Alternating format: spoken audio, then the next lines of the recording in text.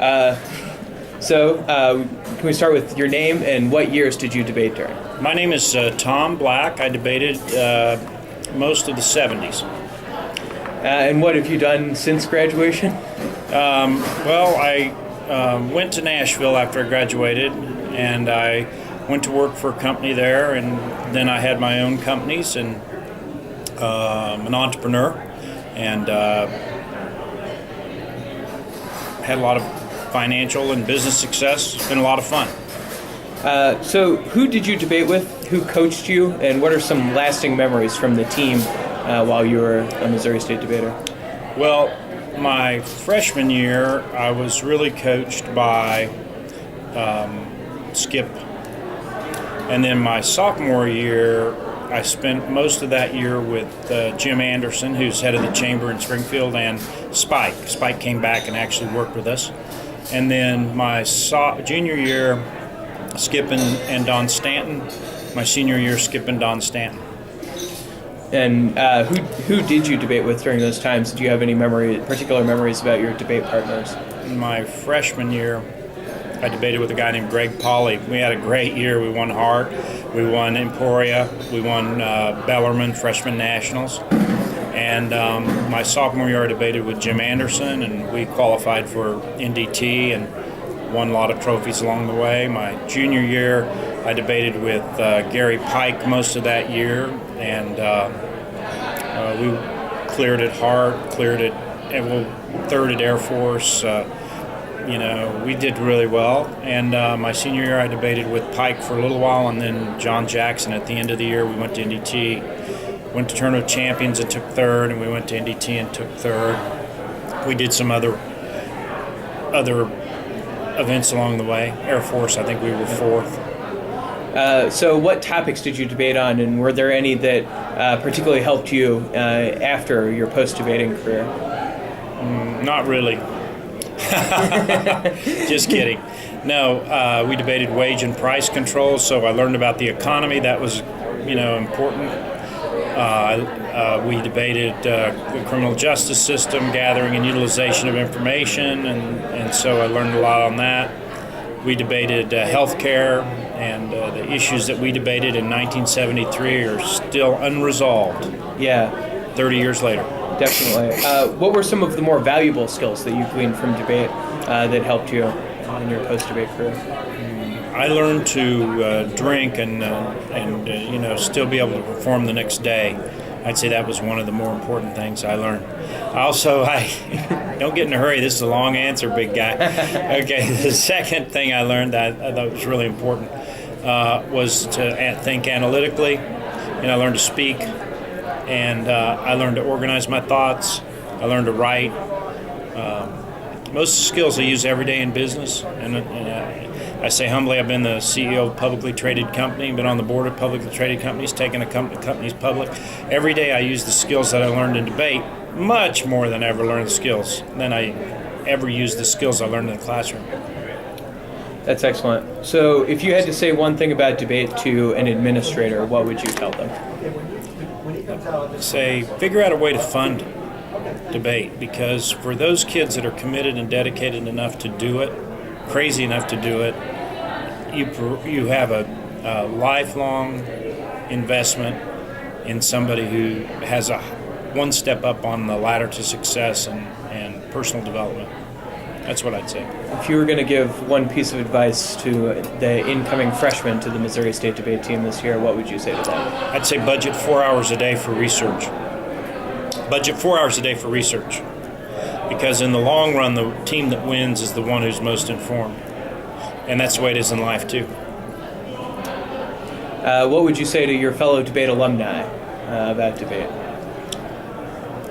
I'd say we had a lot of good times, and I cherish the memories of debating with every one of those people. And is there anything else that you'd like to add to those sorts of things, or do you want to bring in?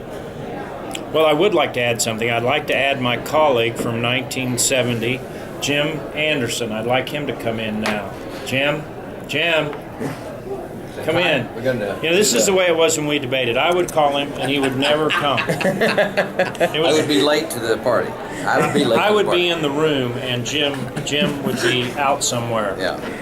So I would eventually show up. you guys were debate partners at one time. Are there any particular debates that still stick out in your memory from your time debating together? I tell you, we debated the University of Missouri. They had a good team, Dude and Cambiano. They went to nationals that year. And, in those days, only 64 teams in the whole United States went to nationals, and it was difficult to go. But anyway, I still remember that second negative speech that Jim gave. It was the greatest second negative speech I've ever heard in my life. I got to tell you, I coached high school debate for 8 years. I debated for 4 years. I listened to a lot of debates. This was just the perfect second negative rebuttal. Is there any debate that stands out in your mind? Well, they all stand out in the sense that that experience and what it meant then and what it means today is unbelievable. I mean, I think any success I've had in my adult life, I owe back to that experience. There's I remember absolutely no the question steel about case. that. Well, I do remember that one too.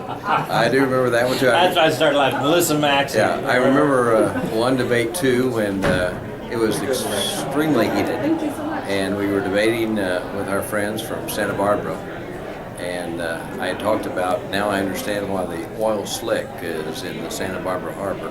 It was probably not the most appropriate thing to say, but it was in the heat of the moment and an emotional response to the debate. We had some great rounds. We took third at Air Force Academy early in the year. It was always a good tournament, I guess, for us. And Spike got the award for Coach of the Decade. I remember that. And we had one of the roughest. No, not one of the roughest. I'm an executive platinum American. I have 10 million miles on American, and I got a lot of flight miles on other airlines as well. That was a rough flight. But I had. I know what you're going to say. I got to tell you, it was the roughest flight I've ever had in my life. Was it the roughest flight? From Denver to Colorado Springs. I don't know why we didn't drive. It was an hour drive. Exactly, but I remember and this is terrible to say, but as we get off the plane, there were a lot of foreign military officers who were coming to the Springs for training, and we would go to the restroom. We need to go to the restroom. We were all in the restroom vomiting. It was that bad of a flight. It was a pretty rough flight. Spike actually bit his pipe in two. When he took it out of his mouth, he bit in two. It was a rough flight. But that flight attendant had put everything on the floor. On the floor. She And was by the time we screaming. land, I mean, there was food, there was drink.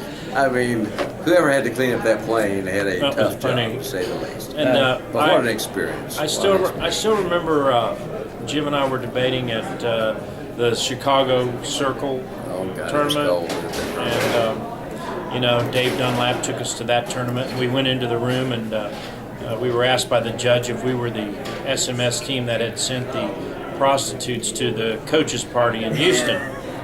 And I looked at Jim and I said, I don't know anything about that. Do you, Jim? And Jim said, no, I haven't even heard of it. Of course, we were the team that sent the prostitutes. I think we won the round. We won the round, though. We were 8-0 at Chicago Circle. Exactly. I remember. Exactly. Yeah, we rarely lost a preliminary round. Jim and I were really good preliminary debaters. That tradition sort of carried on for the younger debaters, I see. Yeah. Anyway. So, I would again reinforce it's that total experience. It's that debate round, but it's the research that goes into that, it's the preparation that goes into that, and most importantly, it's all those relationships you build during all that tenure and all that experience that literally carries on for life. So you guys have both reminisced about a certain travel story. Are there any other funny travel stories that happened while you all were debating? No, I don't think so. I think that was it. Good. So, do I pay you now or later? I think that was it. Yeah, I don't think we're going to put on film any other travel story. There are so many that would be so incriminating, I won't begin to start. I will tell you one thing, that Jim and I went to the first tournament at the University of Houston, and we And we walk out of the round, and Jim slams me against the wall. He's got on a checkered top coat, the infamous checkered top coat, and he slams me against the wall. He says, "I'm a senior, you're a sophomore. You will do exactly what I say." I go, "Okay, I get it." University of Houston. Yeah. It was a big tournament. It was a big tournament. We were 5-3. Yeah. We lost Did you in hear Houston octave. started their program back? What? Did you hear Houston started their program back? This is their No. first year back. Okay. Yeah. That's So- good. They used to have a good program. Is Bill English the coach? No, Sarah Spring and Josh Gonzalez, who are both out of Wake Forest and then the University of Iowa for their PhDs, have taken over the program. So Good. hopefully, See? yeah. And this is very incriminating, but I have to relate the story.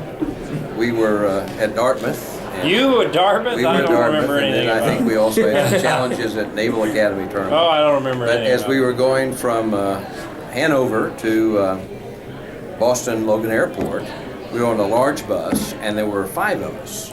Tom and Dave Dunlap and myself. Dave was our coach.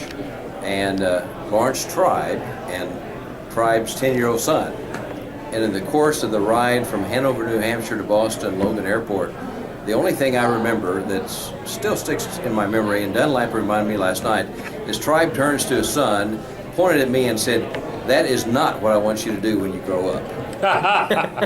And Jim, though, still holds the record for the Dartmouth debate tournament. guess. Because they had these little Dixie cups, and Jim, the record, we went 5-3.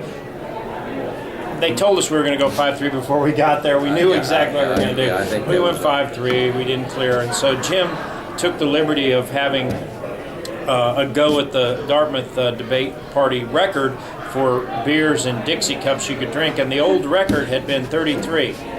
And Jim, he hit 43 Dixie cups of beer, and so I think that's what Larry Tribe was That must have been referring it. to. That must have been it. Yeah. I never did understand what he meant, but that must have been it. I still remember Larry Tribe going over the flow sheet with his son, his I do. little boy I on do. the. You remember 10-year-old son. that? That freaked me out. Lawrence Tribe, who is the recognized constitutional lawyer expert in America. Wrote most of the constitutions for the Iron Curtain countries. Harvard Law after- professor, of yeah, course.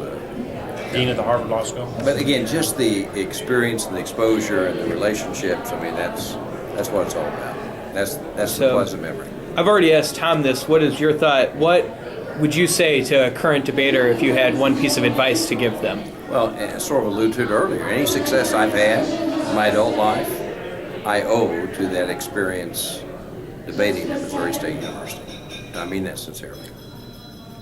Well, thank you both of you for coming in and doing this interview. Is there anything else that you guys want to add about your time debating at SMS or anything like that? We've No. incriminated ourselves enough already, I think. Yeah, I don't think I can say anything else really. We right. could say a lot more. You but know, it would one be thing that worse. was great is that we didn't have a lot of sex stories. Ours were mostly drinking. Thank